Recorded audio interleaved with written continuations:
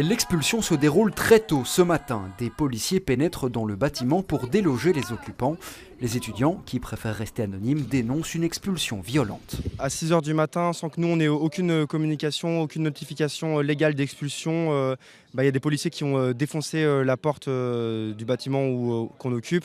Donc moi la première image que j'ai eue en me réveillant, c'était... d'abord j'ai eu des cris, etc. Puis dès que je me suis levé, j'ai ouvert la porte et j'ai vu un flic cagoulé avec un bouclier et une matraque hyper violent. De son côté, l'ULB justifie l'expulsion par l'aspect sécuritaire de l'occupation, rappelant son caractère illégal.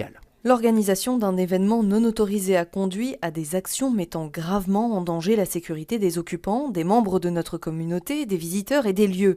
Les pompiers, qui sont intervenus à plusieurs reprises, ont confirmé la dangerosité de telles actions, notamment l'usage d'engins pyrotechniques. Après plusieurs semaines d'occupation, les murs du bâtiment sont désormais pour la plupart tagués. L'estimation des dégâts est en cours et pourrait se chiffrer en plusieurs milliers d'euros. L'université dit avoir tenté ces dernières semaines de trouver un terrain d'entente avec les occupants, mais en vain. Face à leur refus persistant, nous avons été contraints d'introduire une requête au tribunal de première instance de Bruxelles pour mettre fin à cette occupation, comme l'exige la loi. Nous espérions une issue négociée, mais elle n'a pu aboutir.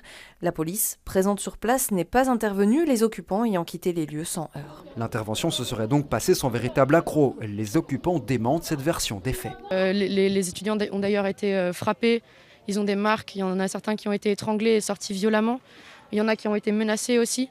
Il y a du matériel dont les étudiants ont besoin pour faire leurs études qui a été cassé, des appareils, des téléphones, des ordinateurs qui ont été cassés par la police. Malgré l'expulsion, les étudiants souhaitent poursuivre leur combat, pas spécialement sur le site de l'ULB, mais partout où ils le jugent nécessaire.